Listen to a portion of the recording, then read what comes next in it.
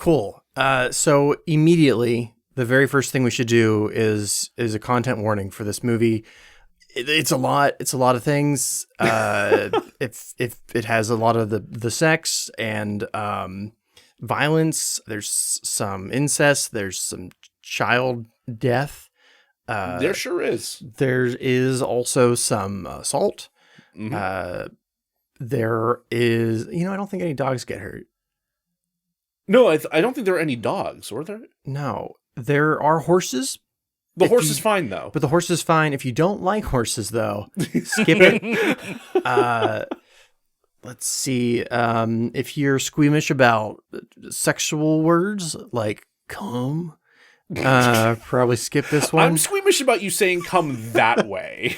That's the only way I know how. If you're squeamish about giant death marble walls that slowly chop off heads as they move towards you, No, I don't know what to tell you. Probably skip this one. Aside from that, I also want to put a disclaimer that this happened in the year 19. So Caligula was born in the year 19. So the historical accuracy of this episode is questionable. Sure. We're not historians, No, Jack. we're film historians. Yes, there was no film in the year 19. I can't prove otherwise. That aspect will be great. Whether or not Caligula made his horse a priest, we cannot confirm nor deny that. I will accept it as truth, though. Great. And then the last disclaimer before we hop in is my voice is slowly going. So if at any point you just stop hearing me and Joe starts talking, I'm dead. And so if the episode devolves into me frantically calling an ambulance, you know why. Hey, welcome to DeRazzled, the podcast that takes award-winning worst films and fixes them. I'm host Jack Culbertson, here to suffer alongside me as always is also host Joe Nealis. I've existed from the morning of the world, and I shall exist until the last star falls from the night. That was a quote. I did it on purpose. A doubly extra special episode for you today. Not only are we joined by Antonio of the Cultworthy podcast, but we're diving back into a gold star territory with the infamously perverse film 1979's Caligula. DeRazzled. We fix porno now. just what you've always wanted. Now my mom's going to be proud of me. Before we get into exactly what that means, let's introduce today's guest. Hi. Hey. Yeah, it's me. It's Antonio back on the show. And seriously, I thought you guys liked me. I really did. I thought this was a welcome invitation. See, this being is just drawn into y'all's bosoms, and this is the one that you brought me onto.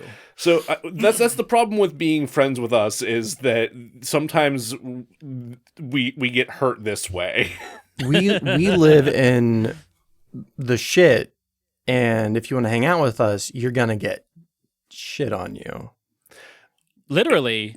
Literally, figuratively, and for real though, whenever Joe and I came up with this concept of one for me, one for you, back when we came up with, borrowed from another podcast.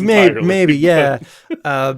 When we were a little bit more strict with the format of the podcast, I'm like, I really want to be able to do other movies that are bad that are not strictly related to the Razzies. And I want to cover own excuse to watch Caligula because I've never seen. To watch Caligula. That's what it was. Yeah. So I was like, "Hey Joe, you pick one. I'll pick one. I'm doing Caligula. Do you think Antonio would want to do this?" yeah. So you should be flattered. He thought you right away. I thought of Caligula, and then you were the immediate next thought.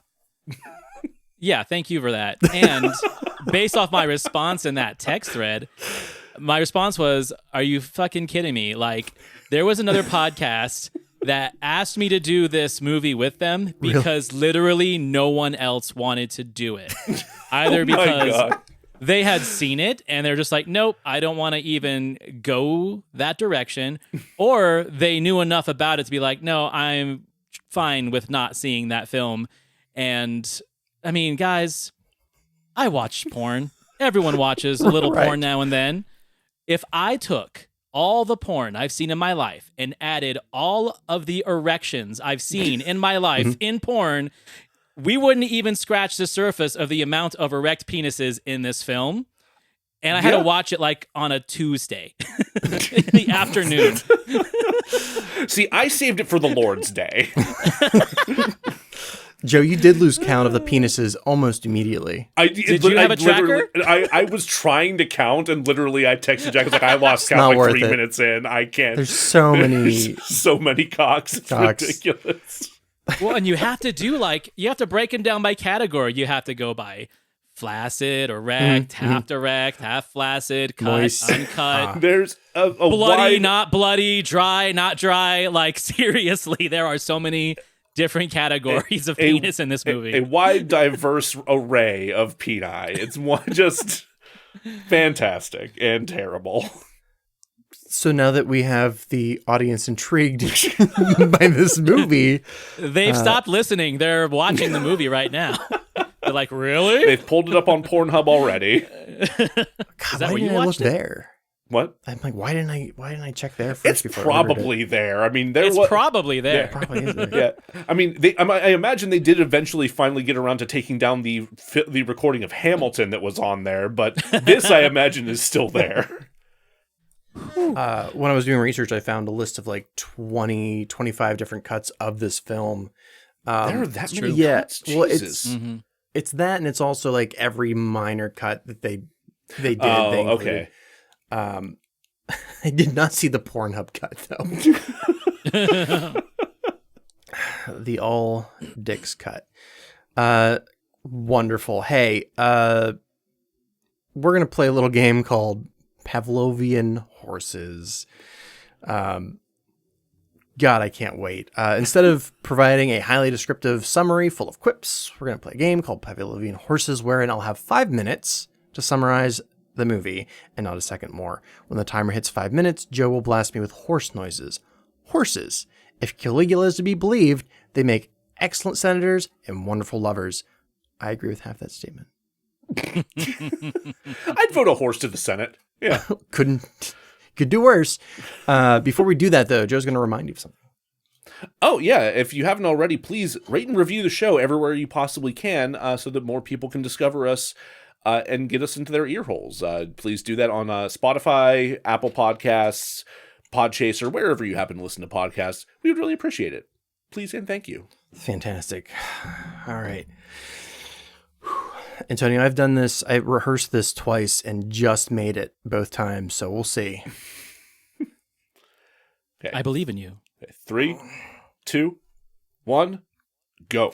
There are many versions of Caligula, some lost to the sands of time. For this episode, I will be discussing the unrated, uncut version.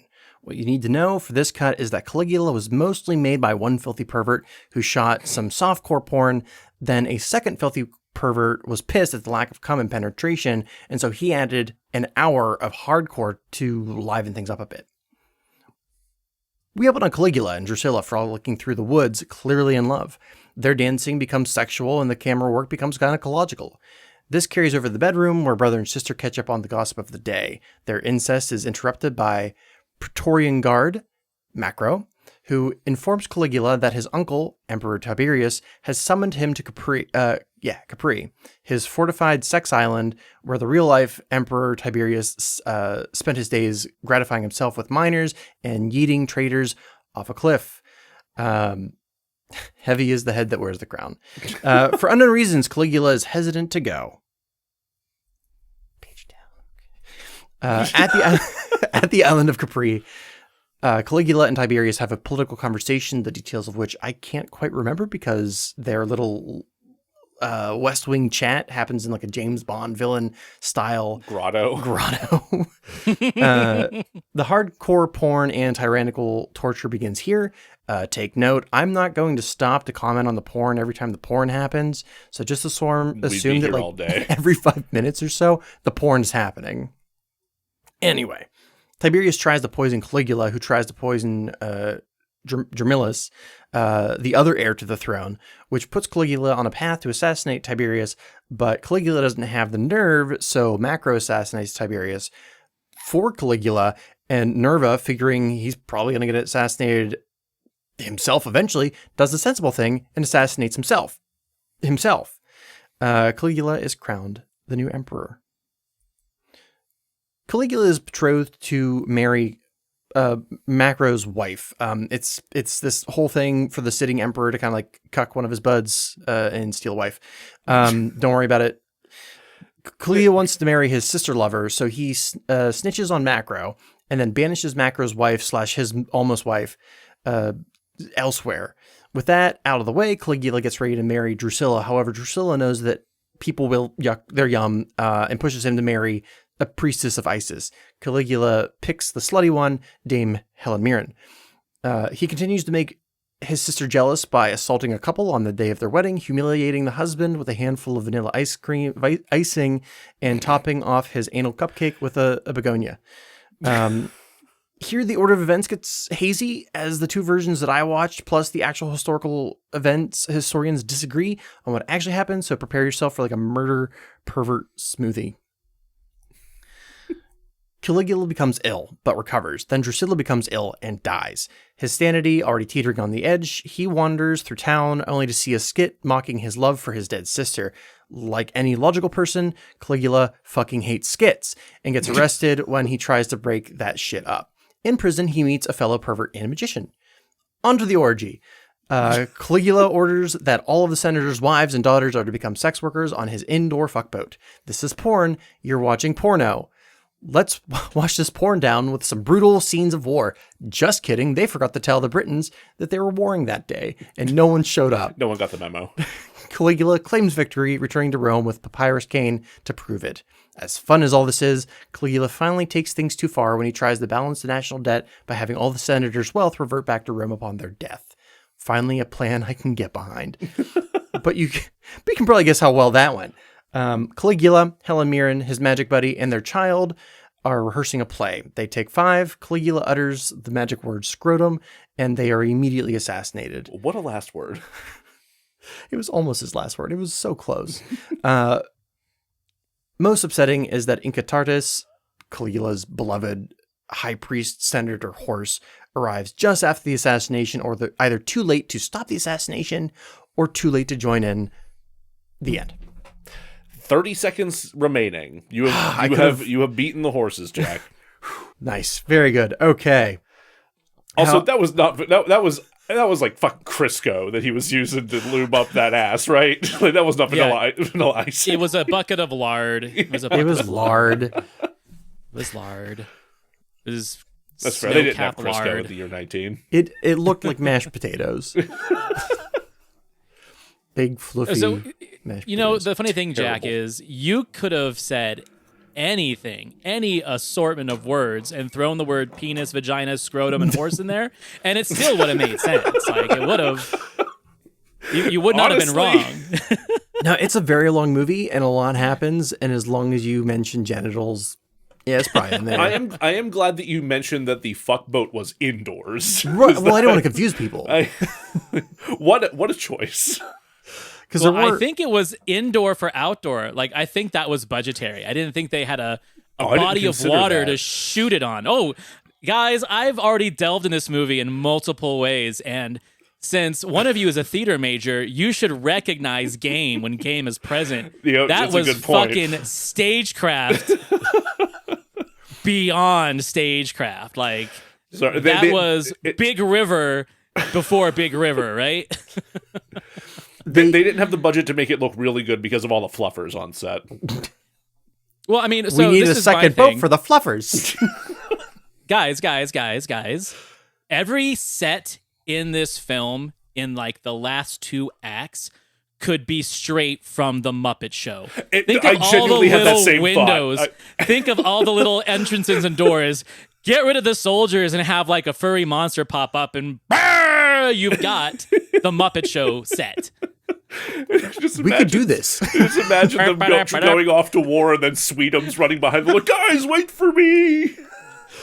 That's a cut. I think that's in the cut. That's one of the cuts that exists. The Muppet cut. Right. Baby Muppets. The Jim Henson cut.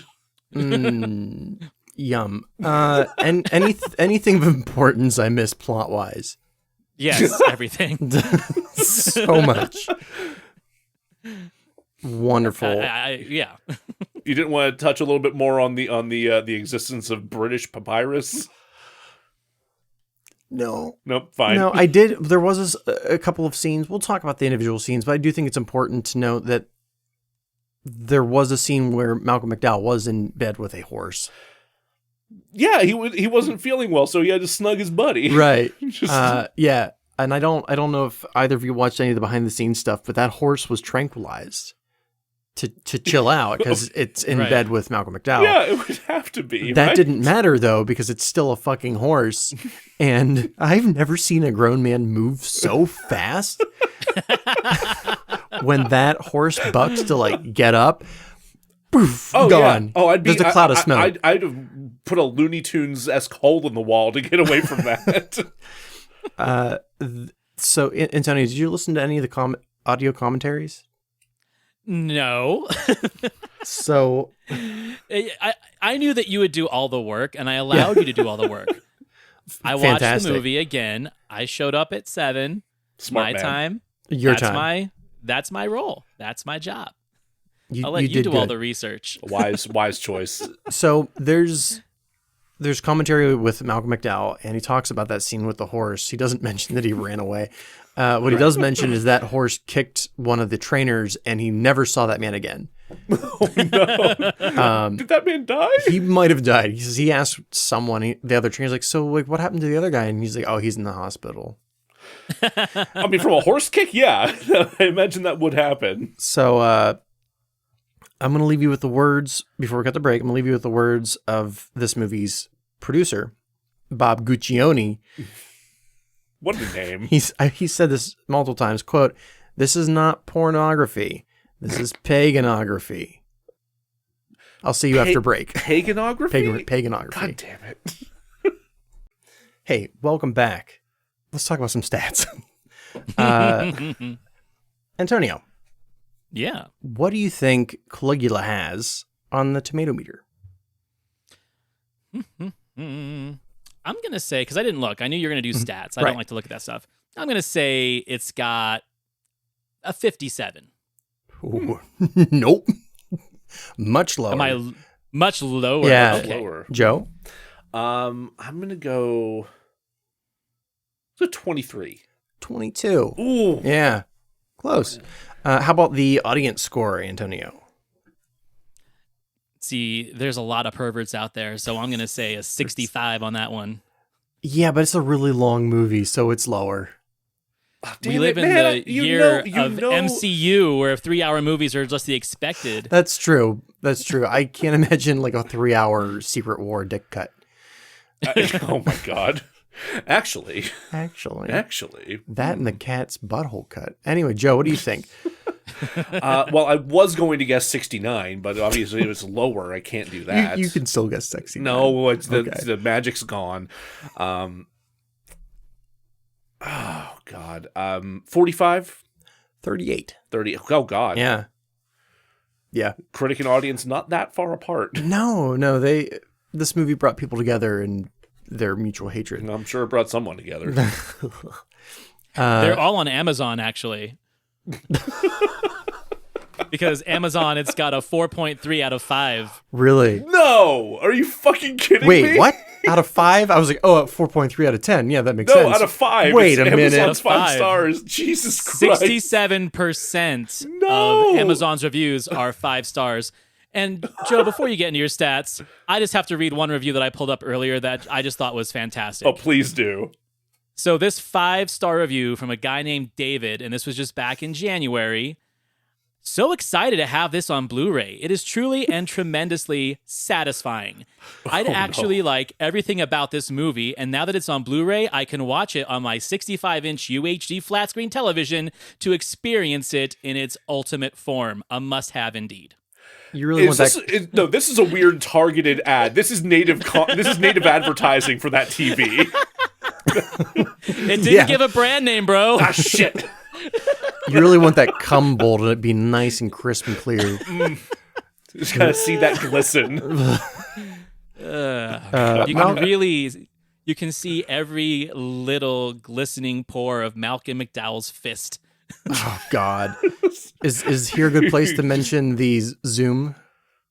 The zoom. camera No, zoom? no. Save that for later because I have Okay. a whole piece on that. So yeah, save that for Oh, later. fantastic. Oh, wonderful. Okay. So last score we'll cover is the IMDb score out of 10. Antonio. I'm gonna say 5.5. Ooh, that's real close. I would say, knowing That's IMDb, real it's going to close, be yeah. like unreasonably high. Yeah. Oh God, I'm going to say 5.9. 5.3. Oh Yeah. man. Yeah. All right. Now we're going to make it uncomfortable. What would you give it out of 10? Me first? Yeah. You know what, guys? I'd give it a 4. I'd give it a solid 4. I was going to say like a 3.5 perhaps out of 10. Maybe lower. Maybe 3.2. I don't know. Justification. The main characters in this film, the leads, are doing really, really, really good work. Yeah. And that's the Yeah. only reason why I would sit and watch this. But also, it is a curio of sorts. So, I mean, fuck, I might watch this again. I own it. I probably will watch this again when some fucking loony asks me to do it for their podcast, and I say yes, like I did this time. I mean, you've got to complete that Caligula hat trick at this point.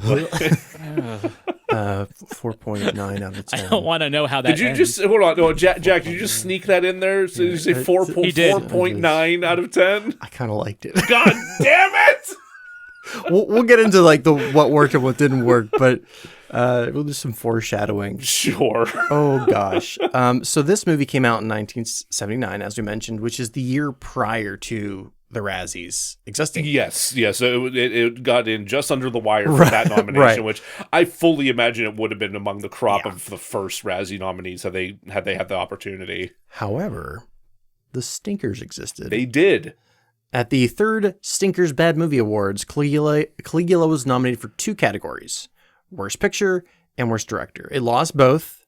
Worst Picture, it lost to Popeye. Oh man. Justified. God, I have not seen it as an adult. It's bad, isn't it? I've also not seen it as an adult. Uh, I don't think and- I actually don't think I saw the whole thing as a child. I know I've seen portions of it though. Dude, no one's seen it all the way through as a child. That's why they like it. It's That's like right, Jack. Nightmare Before Christmas. I'm 42 years old and I've never seen it all the way through because I fall asleep right in the fucking middle. So I really don't know how it goes, but what I've seen, I like. So that's I why was a very sad it brooding gets like the child in high nostalgia school. glasses. I watched that shit on repeat. Worst Director, it lost to a movie I've never heard of, The Apple. The Apple? That Yeah. was my last episode, guys. Oh really? shit! I missed Yeah. that one. How did I It miss comes that out. one? It comes out literally tonight. Oh shit! That's why. Okay. So this will come out not tonight. No. So Yeah, I know. go back in time, or in the present, you can just listen to it. Just Yeah, because just look it right up, now you'll see it. you Yeah, can actually it'll be there. stop listening to this episode. Just go go listen listen to to Antonio's Antonio's episode about the Apple. Yeah, this It's is the Apple versus Xanadu. It's Oh. a face-off Oh, episode. okay. I do remember seeing you plug that. Okay. That's another film I'm embarrassed that I like. Yeah, I that makes sense, I guess. honestly liked Xanadu a little bit more than I expected fun. to, but it was fun. Yeah. But anyway, So this is a real short portion because it didn't win any. didn't really Yeah. go to any award stuff. So Yeah, which that's fine. cool. Yeah, too bad AVN didn't exist back then, right? All right, God, we'll I'm be sure back. it would have cleaned up. Gross. And welcome back. Hey, what worked for Caligula? Let's talk about the casting.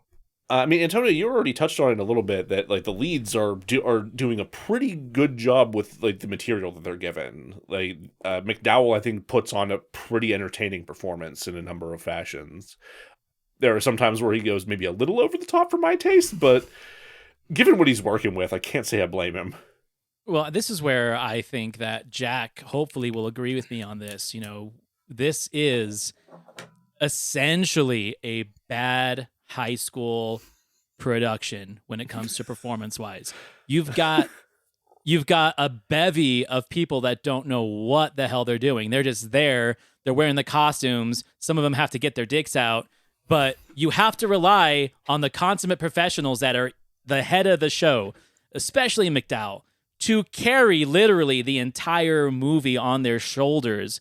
Because I'm sure, as he probably heard in the commentary, and I've read in the books about it and heard McDowell talk about it on podcasts, none of these people were actors other than the main cast. They were literally like people off the street. They were literally Italian crew members, families, and whatever, local porn stars, prostitutes. Like literally, there were no professionals on this set. So when you are the main guy, when you are Caligula, and you realize that you've got really probably no first or second AD to direct background. Background is just there waxing it. You have to perform. You have to bring your most theatrical performance and hoping the camera catches you. And when we get to the cinematography of it later, that makes a lot more sense. But also, you know, all these big names, let's say Gielgud and O'Toole, Helen Mirren's a little bit longer, but these are like day player performances, right? Like they are there for 2 days, maybe. Yeah.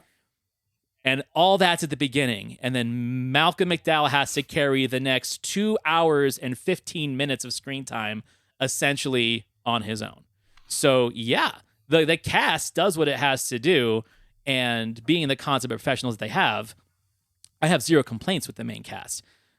That being said, I don't know any of the other casts, so I can't really speak to what they're doing other than it's not good. Well, Malcolm McDowell tends to be a larger actor anyway. I mean, he goes very large here. The guy from A Clockwork Orange? No.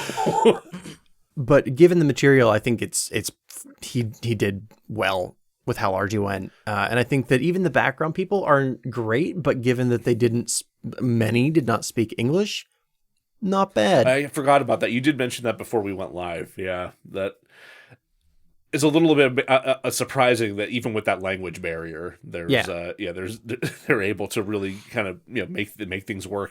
We're not talking about the actors that don't work right now, but I think you have Malcolm McDowell and you have, I forget his name, the guy that has shaved head and has like the headpiece. But those two stole every scene for me. Like even with Helen Mirren there, she kind of just disappeared in the background a lot when those two were on screen. Mm-hmm. Yeah, I don't really have a problem with the performance. Even the more subtle performances, I'm like, well, it's fine. I'm not really here to watch you anyway. I'm here to watch Caligula. I'm going to say something controversial. I think the horse did good. I think the horse did a good job. It's not controversial. It's honest feedback. It's good. I mean, he had very good notes. I heard he was stoned in the one scene. You did bring that up. Longinus was the character. Thank you. Yeah, Longinus. John Steiner is the actor's name. Yes. Great. What worked for you for the story? For me, I think that, I mean, we'll probably get into more of the details later when we talk about the production, but Gore Vidal, I'm sure, wrote a very interesting revisionist history version, as he always does, fixing in, these Freudian complexes and Oedipus complexes that makes sense in the way that a story like this was written. And if we would have gotten that story, which it's now historically known that we didn't, I think there really could have been something in there. Like, let's not lie, there is a good movie in here, but it's really lost in the shuffle. So the fact that it is so long, you don't care about the parts that worked. And with all the different, hands in the pot deciding, okay, well, this is a porn. No, this is a what did you say? A paganography? Yeah. But I feel that the people in the movie, like McDowell and Gielgud and O'Toole, I feel that they got onto this project thinking that they were doing Shakespeare, that they thought they were doing some kind of real historical fiction epic. And then they showed up and saw what they were in, and they're like, well, I'm already here. I'm already getting paid. Let's just get this over with. Well, because It shows. It wasn't originally Caligula by Bob Guccione. It was Gore Vidal's Caligula. Yeah. Mm-hmm. And his name carried a weight with it that got people to sign up, thinking it was going to be a serious, maybe even like a satirical look at American politics of the time. Much like Vidal is known to do. Right. And then you show up and Bob Guccione's bringing in porn stars. I mean, probably one of the best catfish games ever. If you think about Right, it. yeah. I mean, you got Helen Mirren and Sir John Gielgud and Peter O'Toole to show up to be in your porno. Like, good game, right? Oh my God. It is a little bit buck wild to me. So before we got started here, Antonio sent us over an episode of the Gilbert Gottfried podcast where he's interviewing Malcolm McDowell, and that little bit where he's talking about how Gielgud, like, if at first said that he absolutely loved the movie and that he had seen it three times and paid twice. Just he was, and somebody had to pull him aside and be like, "No, we need you to quit telling people you like it. So what's wrong with you?" Antonio, what cut did you watch? I have what's called the Imperial Cut. Yeah, I've got that DVD. That's what we watched as well. But can I give you like a quick little 2-minute history of how I actually even became aware of this film? Please. Yeah. So I'm 12 years old. Oh, no. And we are staying at a friend's in-laws' house. It's this big ski lodge up in Sundance ski resort here in Utah. So big house, gaudy art, gaudy furniture, blah, blah, blah. And we get like this whole downstairs to ourselves. And I open up this drawer under the TV, and it is completely filled with porno. And I'm talking like a Betamax porn. Like, this is old school. Wow. Like, yeah. So we're like, jackpot. We grab the first tape in the drawer, and it's Caligula on Betamax. You had this treasure chest in front of you. And I'm telling you guys, I'm like, oh, cool. This is like Roman porn or something. These people are all in togas. This will be hot. We put it in, and obviously it doesn't start off with the porn right away. But then once it does, it is the least sexy porn that needs to be anyone's said. ever seen. Like, this is the least sexiest, sexy, whatever porn. And we're 12. Like, at that point, we'll jerk off to anything. And for real, we're like, this is hurting my penis. Let's turn this off. I don't even want to, And we found a stewardess movie instead, and that worked. Nice. But I gotta say, man, like, it fascinated me enough. It fascinated me enough that when I was like maybe 15 or 16, and I could still rent videos at the one store that had the beaded curtain, and it was in there. I'm like, well, I already started it. I may as well finish it. I remember that. I should watch the rest of it. Yeah. Like, the first 20 minutes, maybe it gets better. Maybe I didn't give it. It's like Jaws, it starts off slow and it gets better halfway through, This just still makes my dick hurt. I don't like it. Yeah, it does. Yeah, that really needs to be said. This is not a movie that will make you aroused, or it's unlikely to. I don't want to say that it's not someone's jam. Okay, so I think it's a good way to know who your friends are. Like, if you're watching this in a room of friends, and if one of you gets up within 20 minutes to go to the bathroom, that's the guy you have to, like, not invite anymore to your parties. Oh, Jerry can't come back. No, we can't. The cum bowl, huh? He can't. Really? he got a little too wide-eyed at the cum bowl. Oh, no. God. Okay, so we've all watched the same. We've all watched the same cut, yeah. The unrated, uncut version. Fantastic. Well, let's talk briefly about the themes. What worked about the themes of Caligula? Please tell me, Jack. What themes do you think worked with this movie? I think the theme of betrayal worked. Yeah. Saw betrayal in there. Yeah. Also, sex and death. Also, sex and death. Yeah. Well, Cunnilingus it's ancient. was also. It's ancient. It's ancient Rome, man. Like betrayal is just your bread and butter in ancient Rome. Yeah. There. Okay, let's say classism. Let's say political intrigue. Again, when you talk about ancient Rome, you are talking about the origin of, like he said, betrayal. You are talking about the origins of political intrigue that still exist in different ways today. We're not, making people drink a gallon of wine and piercing them after they get their dick cut. Yeah, that was rough. I mean, maybe we'd be living in a better, run country if we did do that once in a while. I don't know. There'd be a lot less bullshit and gerrymandering, but I think that there are themes that are relevant, especially when you talk about the political thing. And also just the whole idea of like these patriarchies and these families, these bloodlines of royalty, and how it's so fragile and how everyone wants power and everyone's willing to kill even their own brother and father and mother and son for it. Like that is a lesson to be learned, I guess, of how things used to operate before real democracy was a thing.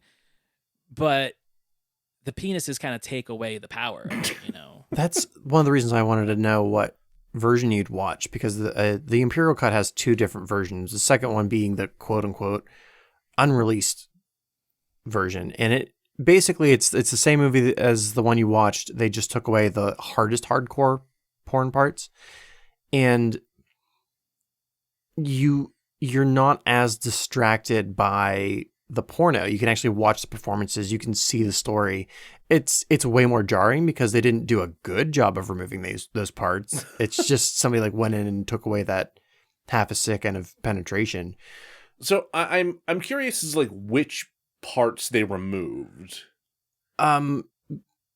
The hard, quote unquote, hardest thing that you see in that version is the spies that become distracted. Right, you'd mentioned that the two spies back there are still just blowing each other, right, just right. Just going to town until McDonald's like, get out of here, being woefully unprofessional. Right, just terrible spies. That was not a scene that was filmed by Bob Guccione. That was originally shot by Tinto Brass. That was meant to be there. Mm-hmm. Okay. Yeah, this is very important to know those spies got distracted and blew each other. And like the cumble's not there. Well, the cumble's there. It's just it cuts. You don't get the close up. You don't get the close up of you don't actually the money see shot. a guy just kind of release. Yeah. You don't see any like P and V. Sure. But even just having that removed, even though I know it's there, I was able to not be like taken out of the story as much. Is the like extreme close up on that one blowjob still in there? Which one? Which one? You know which one. No. The one in like the last 10 minutes? Like the one that holds on way too long as they're getting the senators' wives to whore themselves? That one. Yeah, that one. No, I don't believe so. Okay. I had a feeling that one wasn't in there. Is the like weirdly placed... Why are you asking where our blowjobs are? No, that's Jack. No, I'm moving away from the blowjobs. Is the weirdly placed, like, goes on too long and also taking place at the same time as a royal threesome lesbian scene still in there? Because that felt really weird. All the sexy parts are in there. They just don't show genitals, like touching, like connecting with either other genitals or mouths. So that was meant to be taking place at the same time as this, as the... Joe will watch it. We'll watch it. We'll sit down and watch it together. No, I don't want to watch it. I'll hold your hand. Nope, too late.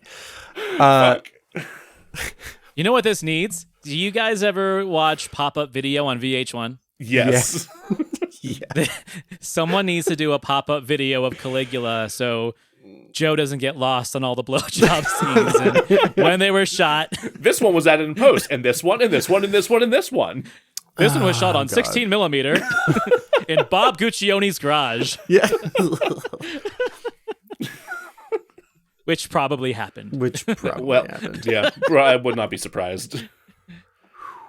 What about the production worked for you?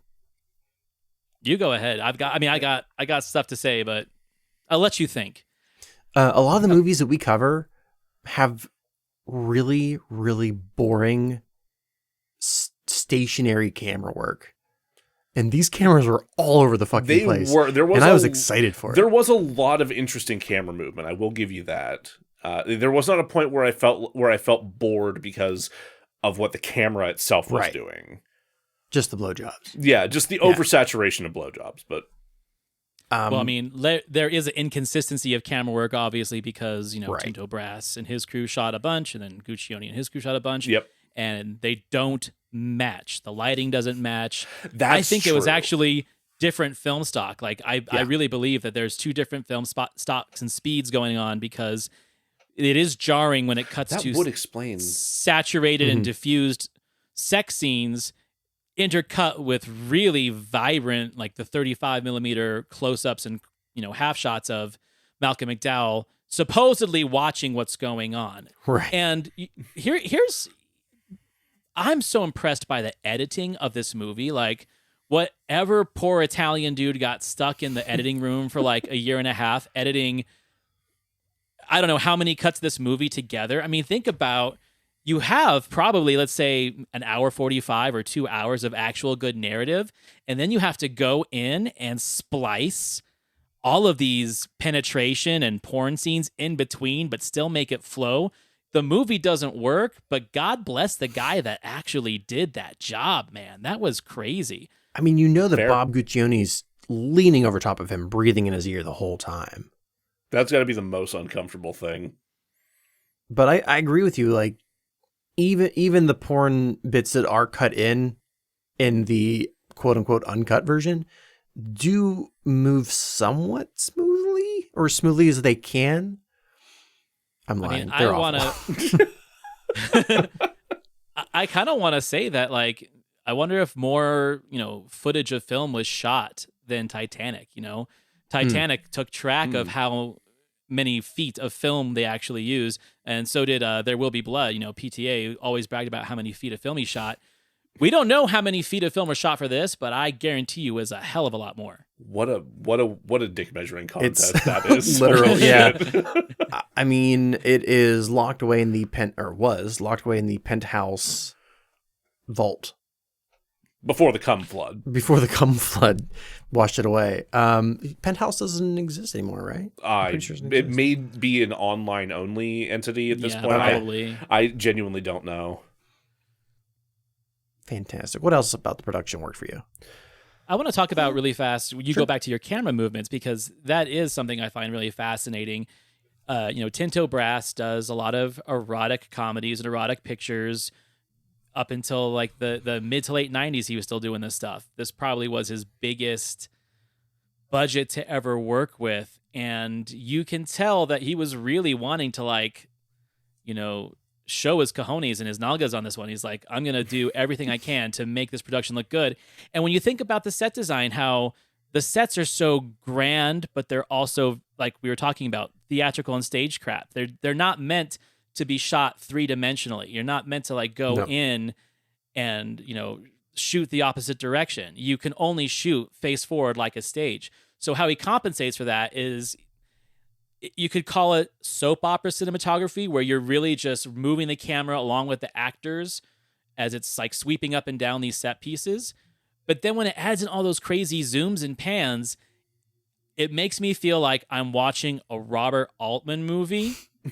If you go back and you watch Nashville, if you go back and watch MASH, like, homeboy just likes to zoom on whatever the fuck whenever he feels like, for no particular reason. Like, in Nashville, there's so many scenes where, maybe Keith Carradine's talking and then he just zooms in on Lily Tomlin for no fucking reason and then just zooms back out.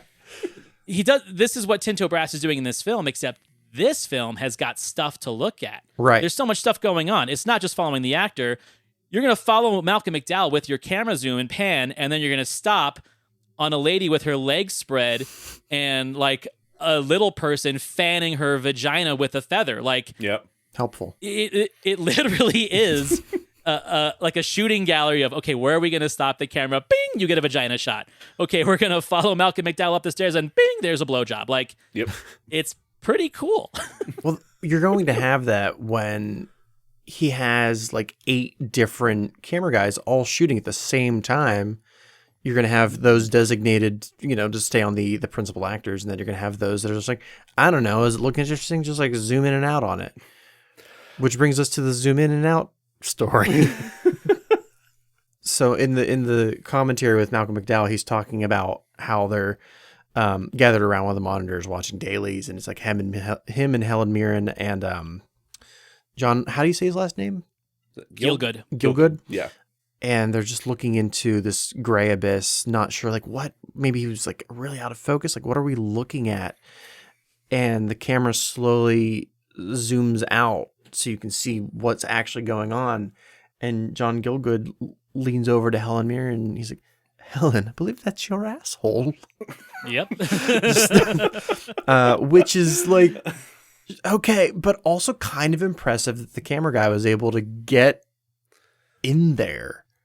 It's a little disconcerting he was able to get in there. That's it's wild. A lot of practice. It's like these are the guys that film the Super Bowl. They're like, get Right. those guys that shoot the Super Bowl out. We're going to do a lot of live play action camera work here. Well, you see, Mr. Madden, we've installed these new wire cameras. They'll get right up into the action. You'll be able to see directly overhead down to the snap. See, when they first tested this out on the set of Caligula, you see, and got it just right up some assholes. And you'll see... You want to wind that back, buddy? What was that last part? No, John, don't worry about it. Tinto Brass innovated that little pen and stylus method that John Madden does to circle his plays. Except he's like, okay, now we're going to go to this erect penis, and then we're going to shoot over on here, and we've got a 69 going. All right, and let's go, if you watch and the break. trajectory of the come this way... That was a pretty sad cum shot.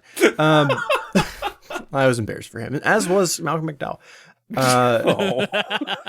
You know what? I believe that. Yeah. And Antonio, have you watched any of Tinto Brass's other films? Because I have not. Nor have I. Yeah, I actually have. Now, when I said that he does like erotic comedies, this is a guy that does very kind of like whimsical, very playful, like the music is almost like circus or carnival music. The men are usually kind of portly with like rosy cheeks. It looks like a Mexican soap opera, Okay. but with softcore pornography.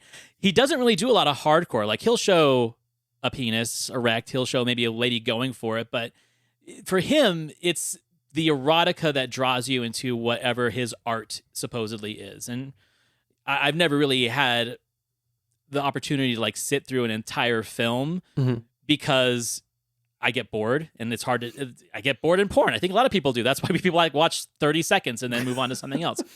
But yeah, this is very unlike most of the stuff I've seen of his. Most of his stuff is whimsical and comical, and I feel in the vibe and the energy, especially like when you see McDowell do his really theatrical and funny moments.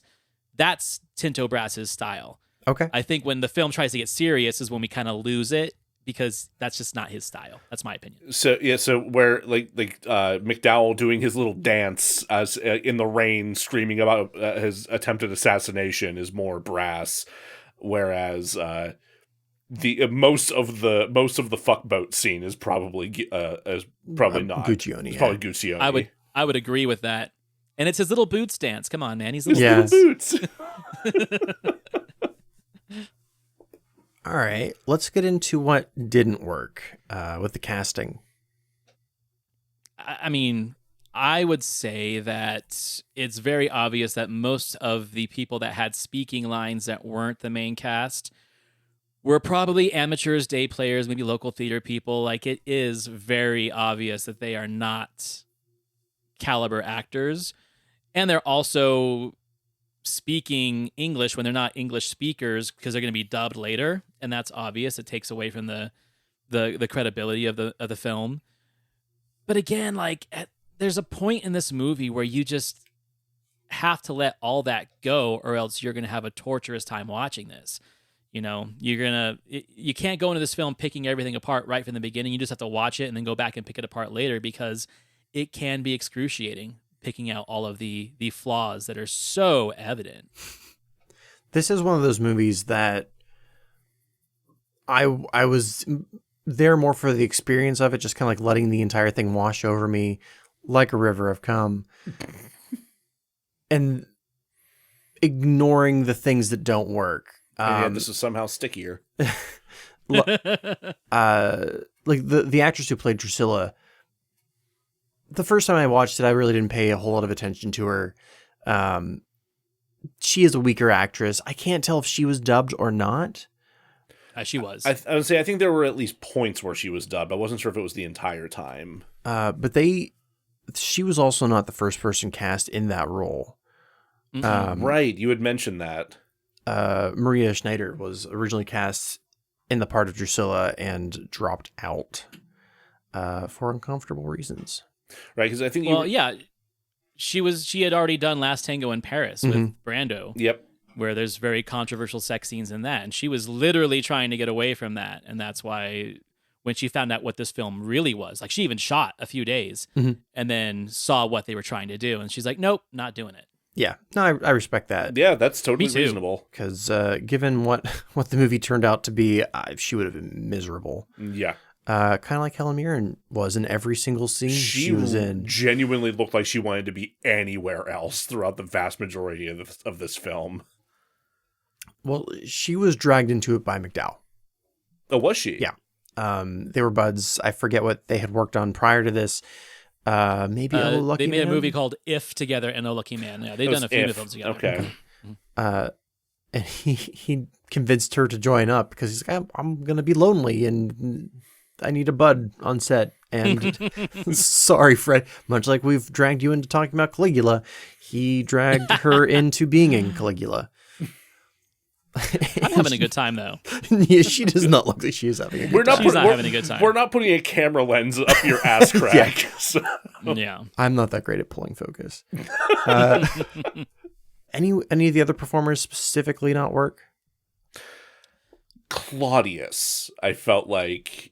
Really, I could have liked him. I don't know. Like he's silly. He's silly. He is silly. Like there were moments where I was like, "This guy's kind of fun," and then other time, but then he just doesn't do like anything. But I like that because then you have the payoff of Caligula's dead. Give it to him. His long live Claudius. Idiot. Yeah. He's like, what? Give it to this fucking guy. What? Yeah. I mean, he's like what's that guy's name who played Otho in Beetlejuice? He's kind of like the Otho of this movie. You know? All right, you know what? No, I retract I retract my issue. Then no, I loved Otho, so I can't complain about this. I really dig Macro at the very beginning. I like his style. I like his energy. He has like a real kind of like Timothy Dalton presence. He's a little Dalton-esque. There. I can see that. Yeah, Dalton-esque, and no wonder he has to go to the head lawnmower wall thing. Yeah. Or as I like to call it, that whole wall and that whole thing reminds me of like a boss you would have to fight in a Final Fantasy game, you know? 100%. Yeah. Where it's like, it's going to come towards you with spinning blades. You have to like 1,000 HP, hit X repeatedly, and then it'll go back a little bit, you know, if you don't hit X repeatedly. But no, when the blades start to light up, you have to hit those to dissipate the energy, and then otherwise it's really going to fuck you up with a big attack. I would definitely play We're not this nerds, JRPG. by the way. Yes. Caligula by Squaresoft. You never played Squaresoft? God damn you, that was my joke. Oh, shit. And then it makes its way into Kingdom Hearts. You know, I would pay good money to play the Caligula planet in Kingdom Hearts. No, I draw the line. Donald and Goofy getting in on this action. Come on. I do not want to see the fuck boat fight. Oh, boy. Oh, God. Moving on. Holy shit. Hold on. I don't know if this specifically falls into themes, but I do want to set aside a place to talk about the real sex in this movie. Yeah, because there was actually unsimulated, like actual sex taking place in some scenes. And I'm going to go on a limb and say that the porno in this did not work. No. Yeah. Not that I think. I'm not against, like, let's say I sat down with Corvidal and he's like, hey, we're going to do this movie. It's Caligula. We're going to have actual sex in it. I'm like, okay, I'm not out at that point. it's when he brings in the gooch that I am. Yes. You had to call him the gooch. It's right there. I was at least expecting you would wait until part 2 to bring in the gooch. But It was scripted for part 2. I couldn't wait. Fair. You just got excited. Yeah. The gooch. But I wanted your opinions on real sex and specifically this movie. We could get into much longer conversations with others. I mean, Well, insofar as we're talking about like the porn and whatnot, I watched this with Becca, and both of us were just like bewildered by just how unsexy it was, and we felt watching it. And I did keep having to look behind me and double check and make sure the blinds were pulled because our TV faces out onto a street where children live. Listen, Antonio saw when he was 12, so fair. and I'm fine, guys.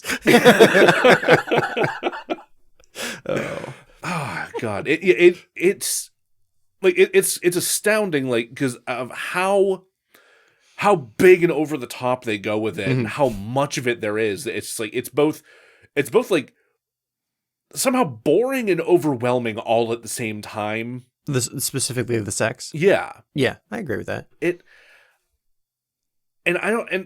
There are even times where like I feel like the way they approach the sex fucks up the narrative in some ways.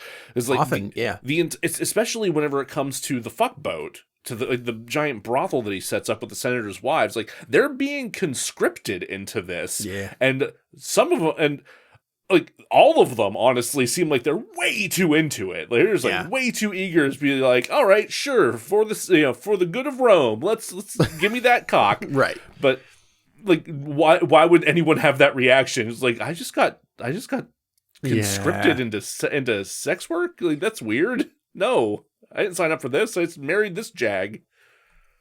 But here's the thing. They kind of allude to that earlier on. Like, there actually might be a clever moment in writing when he is first looking at Helen Mirren and Drizella says, oh, well, she's divorced from a senator and she's the most promiscuous woman in town. And now that she's divorced from him, she can fulfill all of her sexual desires. That's why you shouldn't marry her.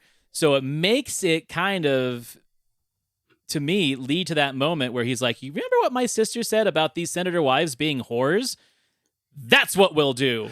I actually recognized a moment that they wrote earlier, and I put those two together, so I didn't think it was too out of the ordinary. Plus, all the senators are jags. Like, yeah, the senators are jags, sure. And did you see the hogs on some of these guys? It's like, oh, trust me, I saw. Yeah, I mean, considering but they were did you just look? Did you really look? I had no choice, Antonio.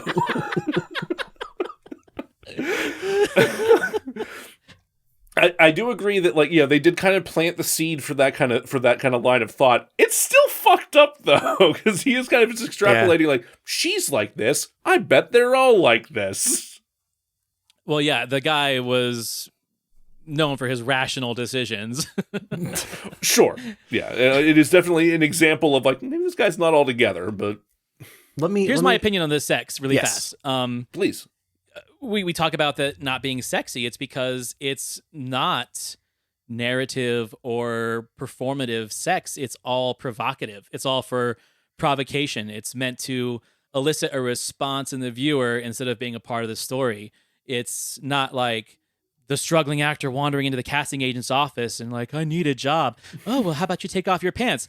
I'm invested in that story 100%. You gave me a conflict, you gave me a resolution, and I can leave happy.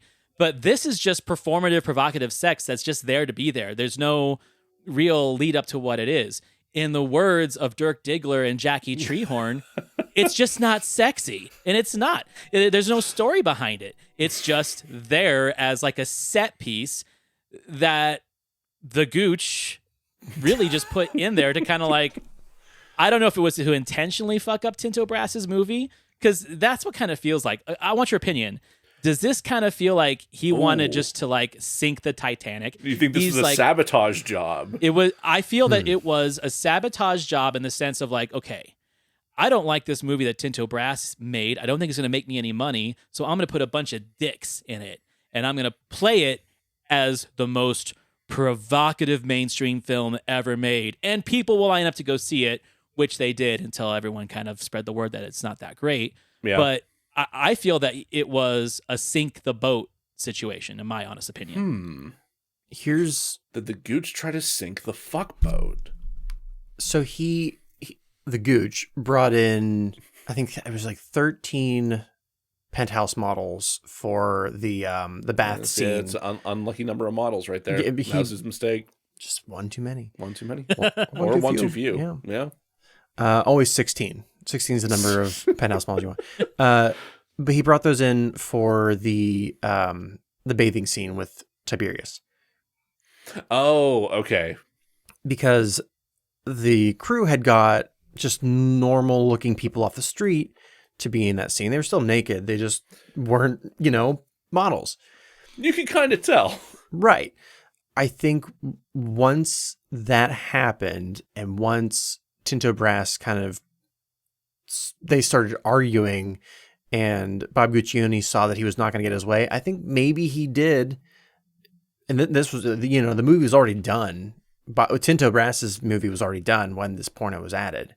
Right. Yeah, this is all in post. 'Cause McDowell had referred to it as a betrayal, feeling like a betrayal because of what they finally saw, because they had no idea that he had gone back and done any of that. So I feel like Bob Guccione is too much of a narcissist to think that they would go and fuck up a movie. I think he saw this as his movie, not Tinto Brass's, and tried to fix it. And his understanding of what is sexy is vile. So he's a perverted Harvey Wait.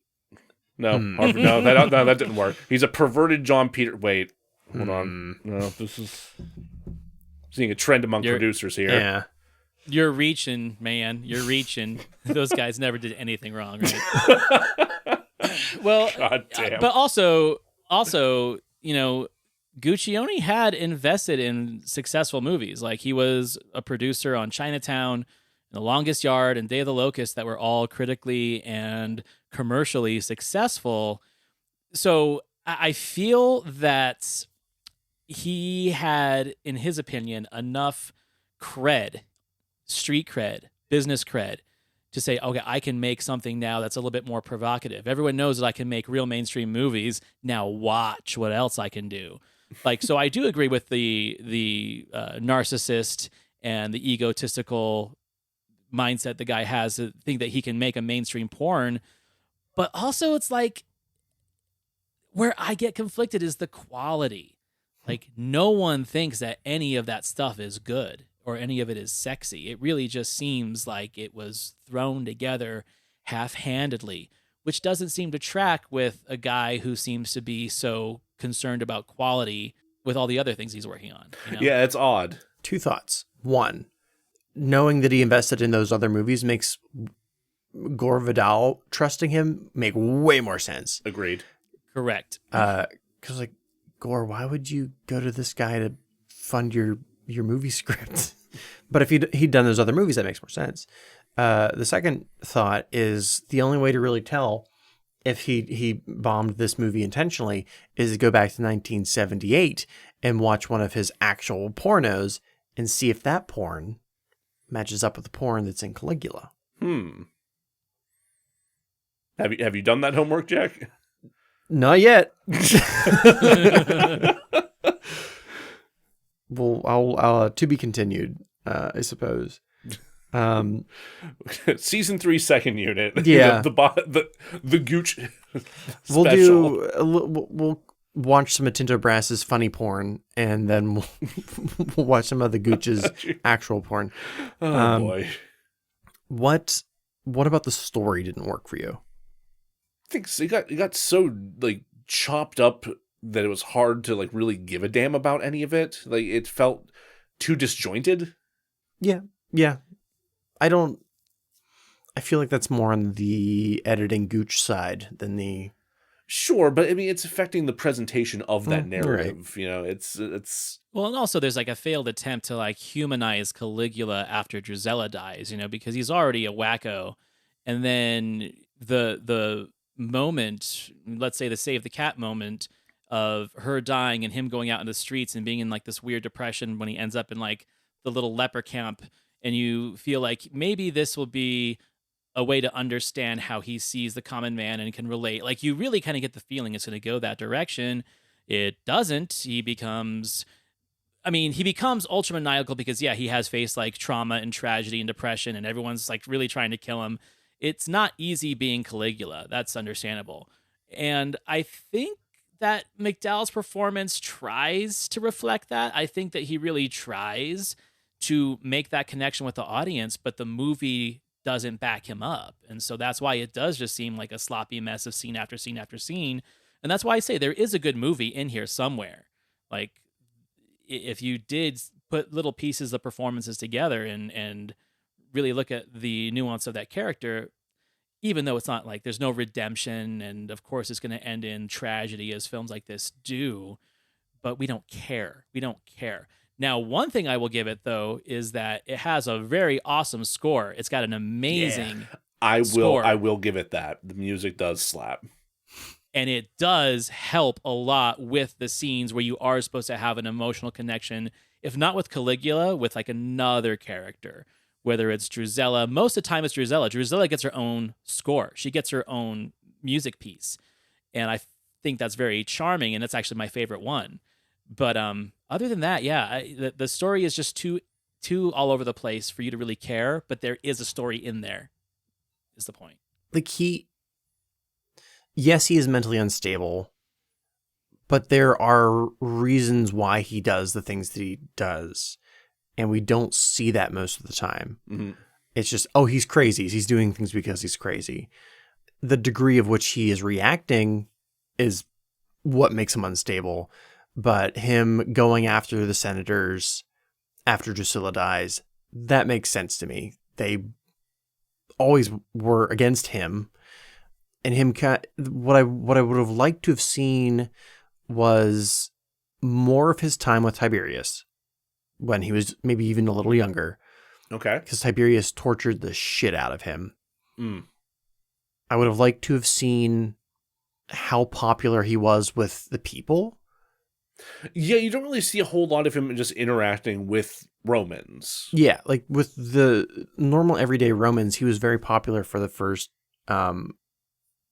year until, he started to overspend and do other kooky things. Kooky is the word for it. Also, they fucked up the ending. Did they? The way that Caligula was assassinated is... He doesn't just say scrotum and then gets smacked upside the head with a sword? I did kind of like that part. No, the way it happened is already cinematic, and they kind of went the other way with it.